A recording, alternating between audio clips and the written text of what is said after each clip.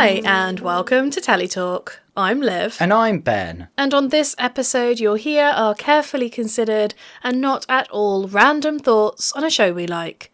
There will be spoilers. We're giving ourselves an age rating of 15 and above, but you're welcome to make up your own mind. Listener discretion is advised. And if you're enjoying our podcast, please do rate, review, and subscribe. We love hearing from you. If you want to contact us to suggest a show or give us feedback or ideas, you can contact us at our socials. We're at TellyTalkPod on Blue Sky and on Facebook, and you can email us to our email address of tellytalkpod@outlook.com.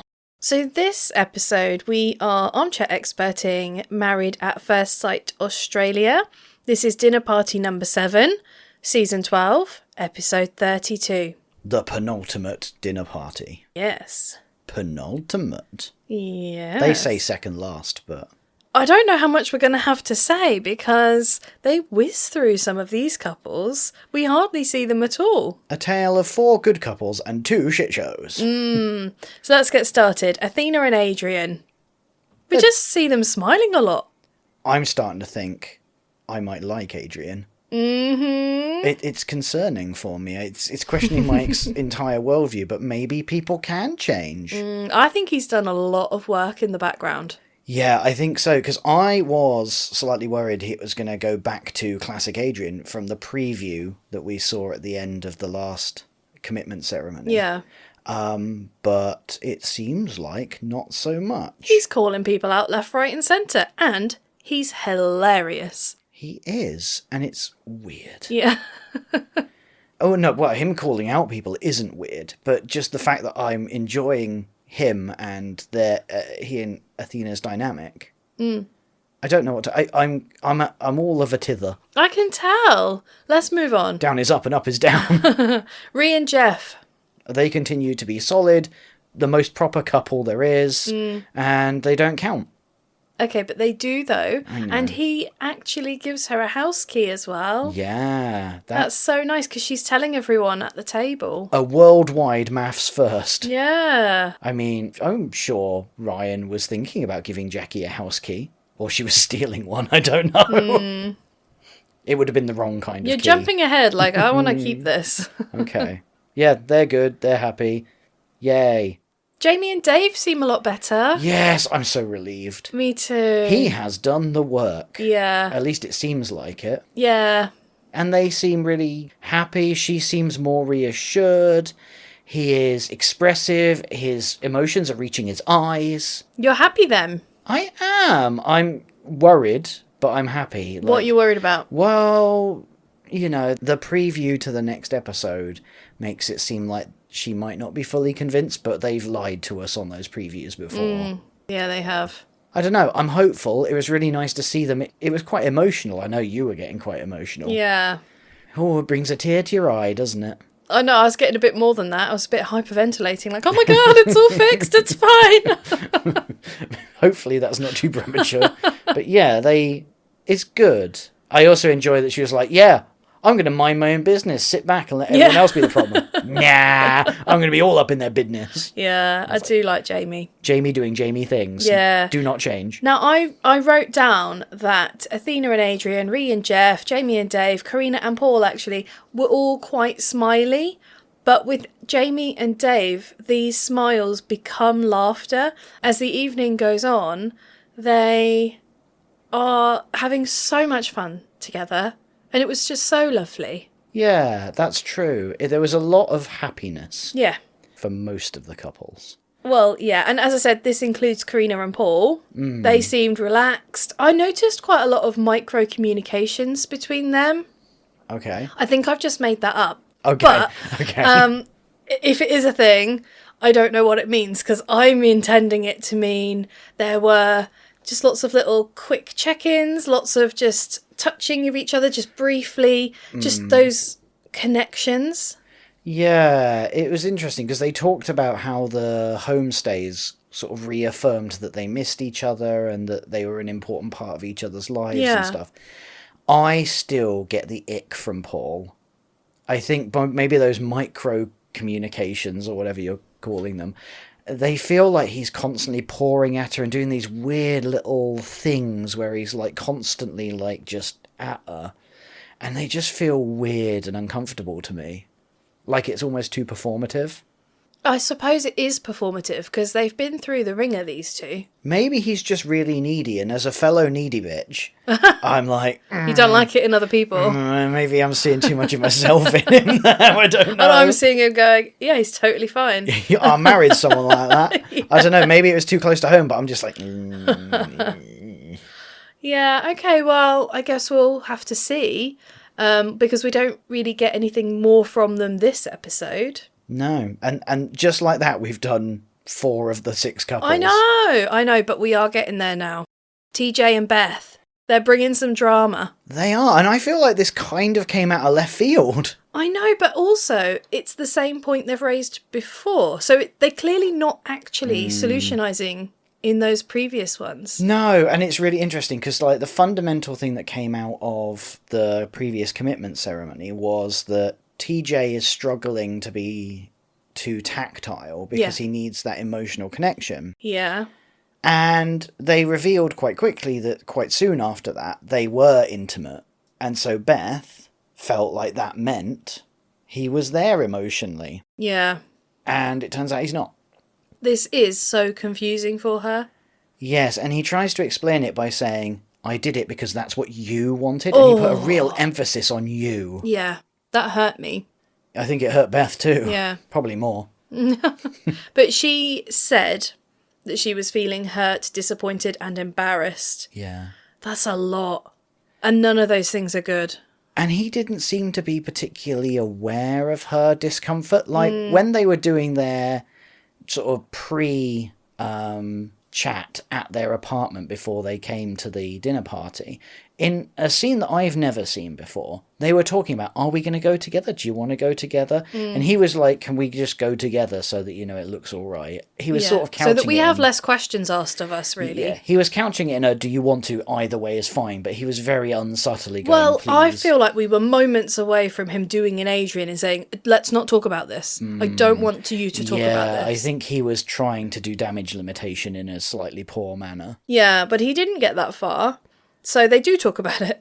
I felt like the car trip was pretty tense. Yeah. Palpable. Yes. And as the dinner party progresses and the group sort of question them, he starts blaming her parents for asking questions. Do not question me. Yeah, he's like, well, this wouldn't have been a problem if they hadn't asked. Like, right, okay, but okay. See, the problem with this is not my shitty behaviour, it's the fact that someone called out my shitty behaviour, so you should blame them. They didn't even call it out, No. They literally just asked him what he felt. Yeah. And he didn't like it, and he didn't want to answer it. It's because he feels things that are uncomfortable and he doesn't want to say because it will cause distress. Yeah. For him. He's being the nice guy, but you know what? Sometimes it makes you the bad guy. Yeah. And when he gets stressed, it seems like he devolves to using a pet name. I think that's unfair, darling. Oh, darling. And it becomes more and more uncomfortable sounding, and boy, do the group pick on it. They pick up on it real quick, don't they? I feel like Jamie and someone else pick up on it, and they start a drinking game, and I don't know if it's the cut or what, but he doesn't seem to notice. And neither does Beth. No, because they're having quite an intense conversation, and more and more of the table pick up this drinking game every time he says it, until we culminate with the experts taking a synchronized drink. Yeah, and it was brilliant. I'm sure it was producer set up, but it was glorious. Yes, I'm quite happy for the producers to get involved here because that was gold. I've ragged on the producers thus far, but all is forgiven. Yeah, that was brilliant. I was genuinely expecting some sort of like late arrival or something, but they were relatively sedate this time. Yeah. And I enjoyed that. That was one of my top MAFS moments. TMM. Yeah, and I still don't know if TJ and Beth are aware of this drinking game. Well, maybe they've watched it now. But essentially, he doesn't give her any reassurance. And really, that's what she wants. That's what she needs. That's the thing. She's like, I don't even need you to commit. I just need you to say that you're open to trying. Yeah. He's like, I'm not willing to commit to anything. And then they have an aside, Yeah. and he still won't. Yeah, because at the end they have this one-to-one on the sofas, and she explains herself maybe a bit more calmly, and he explains himself, and she's like, okay, great, I'm glad we had this chat. And I'm thinking, you didn't get anything. No, because she was like, I want to know whether to write leave or stay. What are you doing? And he's like, I won't be upset if you write stay. Wow. I mean, I can kind of understand it if he just wants her to write what's true for her without taking him into consideration. However, she doesn't want to look like a fool. Yeah. She's basically trying to say is, don't blindside me. Don't make me look like a twat. Yeah. Because I don't want to be stood there going, oh, I'll stay and you're going to leave and I look pathetic. Yeah. Yeah. And he is not interested in giving her any sort of clue. But who's to say if he actually is interested or not? Because this could be another Dave situation where he's just a bit scared. We don't know. It might also be that he genuinely doesn't know, which is a bit interesting in and of itself. But he might genuinely be like, I just need a bit of space to process and talk because it was a lot. Yeah, I suppose that's interesting because that probably is what he's saying. Yeah. But she needs more than that. But he's then not giving it to her because he can't. But you go around in circles. I tell you what, though.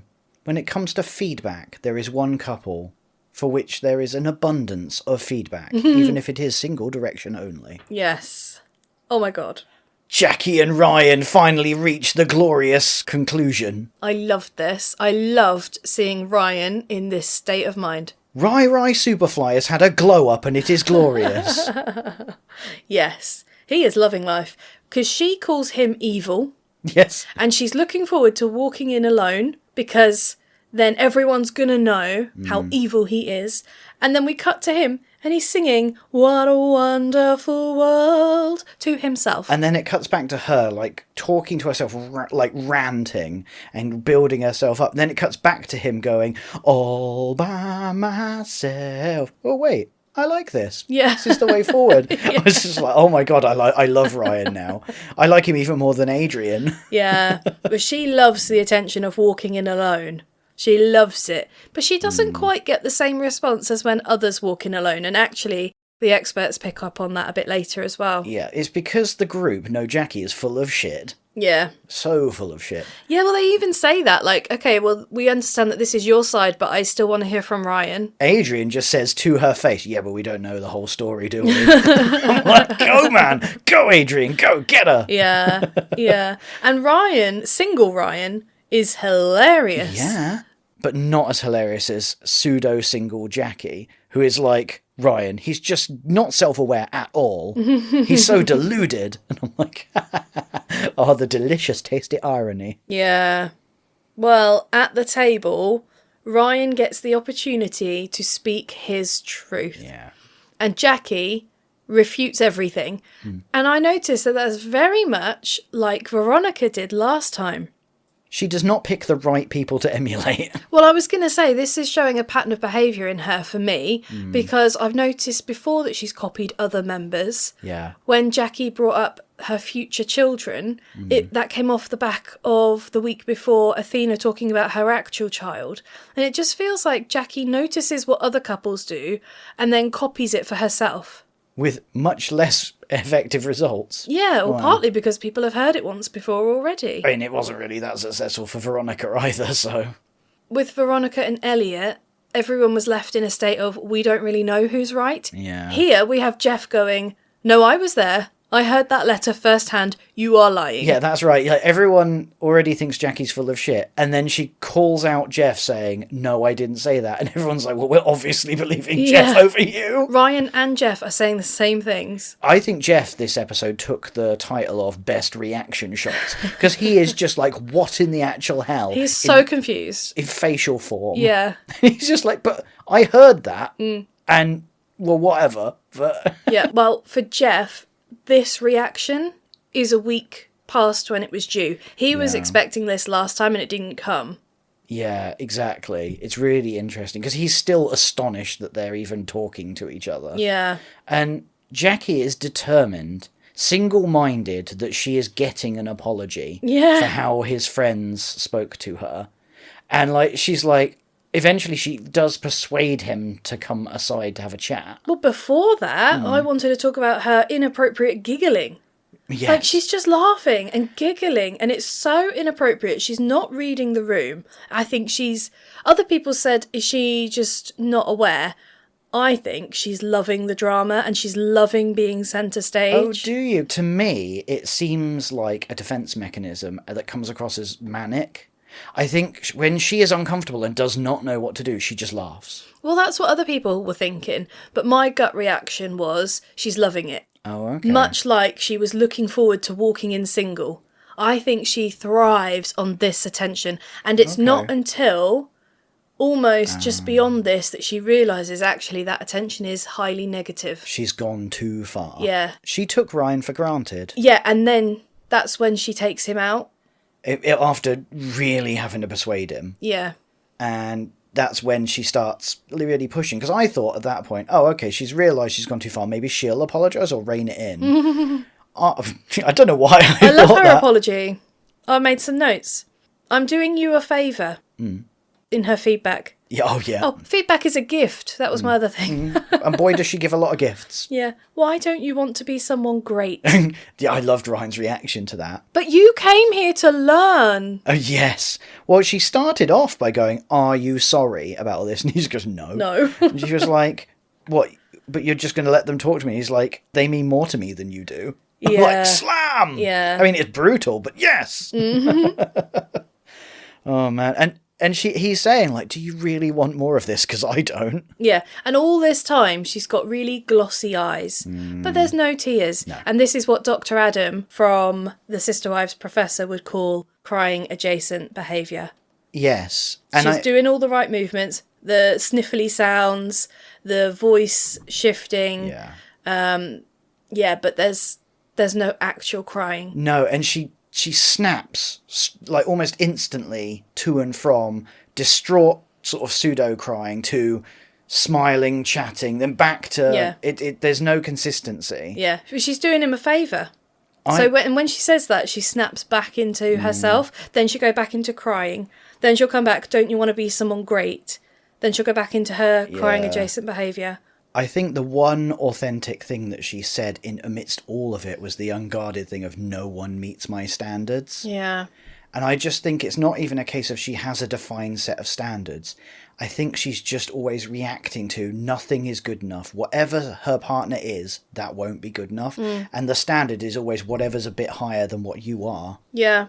What I think is sad is that I strongly believe that comes from her childhood, that she was brought up not meeting standards, and that she was maybe even brought up with parents or a mother having very strong views on what the father should do and what he doesn't do and where he falls short, and it's become ingrained and she's internalised it. Absolutely. And I truly believe her when she says heartfeltly to him, I didn't mean to hurt you. Yeah. But she has. Yeah. I'm convinced she doesn't have any awareness of what she's doing, really, at a fundamental level. I think she thinks she's being fully constructive. Well, so I've got a note that I think a lot of what she's doing, these things that I've made a note of, really equate to really bad manipulation. Like, it feels like she's still trying, but it's really bad, and he can see it for what it is now. Okay, maybe I'm giving her too much credit. Or maybe I'm not giving her enough. Maybe the truth is somewhere in the middle. Because she does still have bravado, like, at the midst of all of it, when she's obviously realising she's losing him and everything, she goes on with, I don't lose people. People lose me. That's what I mean. Yeah, you get that maybe sense of realness in there that you mentioned, and then it's followed by that. I think that is bravado. That's her trying to go, put a brave face on it. I'm not hurt. I think so much of it is bravado. Yeah. Because it's all focused on don't have a male-dominated figure, be proactively feminist and all of that kind of stuff. And I feel like it's almost toxic femininity. And it's really focused on just don't be vulnerable, be strong, pull everyone up, be high standard, all of this, and it just feels really toxic in a way that's often what you see in toxic masculinity, ironically. So I just think it was that last flurry of almost desperate bravado. Maybe. Really sorry, you guys, if you could hear that plane going over our heads just now. I think the RAF are out practicing. Either that or Jackie's parachuting in to get me. Anyway, it's gone now. But yeah, she is a bit of a minefield. I don't really know what to think. And I am really looking forward to hearing from the experts at the commitment ceremony. Wait, is there one? Yeah, we've got... Yeah. Yes. We have the last commitment ceremony. The final commitment ceremony. Da da da da. Oh no. Da, da, da, da, da. Thanks, Ben. It's good. Yeah, I think it's going to be fascinating. Can I make a hot prediction? Yes, I love a hot prediction. Ryan is going to say leave. Jackie is going to say stay and make him go to vows. Yeah. And then I think she's going to try and turn it as a you're not good enough and try and drop him like a sort of feminist icon. Right. I think she's going to do Jackie's last stand and it's going to be this weird tirade. Jackie's weird tirade is definitely a thing. Yeah. I mean, you could be right. But then I suppose even if they get to vows, he can say no. Oh, well, yeah, obviously he can say no, but I think she's going to try and use it to go, I am the best. Yeah. Around. Right. But ultimately she wants to save face. Yeah, oh yeah, I think so. I think it's going to quickly shift from, right, you have wronged me, now I go all in and I am going to destroy you. Okay, well, let's do a thing then. Who's going to get to vows? Jackie and Ryan, you say yes. I think everyone apart from Beth and TJ. You think we're going to lose them at the commitment ceremony? I just have a feeling that he's going to put leave and she is going to put leave to sort of protect herself. And I think they'll be gone. And I think the others are all going to make it. Because really, Jackie will stay out of spite and delusion and vengeance. And then everyone else is obviously staying. Well, I suppose from Jackie's perspective, there's no real problem. Like, if only he wanted to be a better person, and she is trying her best. And heaven knows, with that 3-page sheet, she's already written her vows. Well, yeah. Let me tell you all the ways that you need to be better. And you have to listen in this field where we're standing or whatever. All joking aside, though, she doesn't see any problem with this. So for her, no problem. Yeah, that's true. For him, big problem. So yeah, I think we'll lose Beth and TJ. Everyone else will go, so we'll end up what that would be 5 couples? Yeah. I'm not sure about Beth and TJ. I can see you being right, but I feel like they might give it another week. So I'm open to being wrong, obviously, but I just wonder if they've got a little bit more time. Yeah. Just thinking about that. We probably ought to let everyone know that we are going to cover the final vows in some form or another. We're just not sure whether it's going to be 1 podcast episode or whether we'll do 2, because they're over 2 episodes, so it will depend on how much filler there is and how much, I'm going to say right now it's going to be 1 episode. Oh, okay. I don't think there's going to be enough for 2 for us. Purely because of how much recapping goes on. Oh, it is 95%. Here's a recap of their journey. And we have to watch their wedding again. Like, I'm just going to say right now, we're going to skip a load of that out. Okay, well, listeners, you learnt when I did that it's going to be 1 episode. Yeah. That's what I said. So I guess it's ratings time. And what did you rate this? I haven't rated it. Maybe you should go first. Oh, I haven't rated it. Oh my god. Okay. No, you know what? That drinking game made it amazing. Yeah. And I'm going straight in at 10 out of 10. Yes, that makes sense. Are you giving it 10 out of 10? No, I'm not giving it 10 out of 10. I am giving it 7 Ryan Renaissance out of 7. He gets centre stage this time. He does. Jackie will be furious. Oh, yeah. It was beautiful, blooming butterfly. Okay. And I've been waiting for the Jackie Ryan explosion since day 1. Since episode 1, I've been going, there's something about those two. Yeah, well, you had to wait. It's episode 32. Hey, look, it was the long game, but eventually Ben is always proved right. Well, okay, we could have a discussion around the word always. There's only 3 certainties in life. Death, taxes, and Ben's correctness. No. We don't have time to get into that. And on that victorious note for Ben, that's all, folks. If you have the time, we would really appreciate it if you could rate, review, and subscribe. Thank you so much for listening. Bye. Toodles!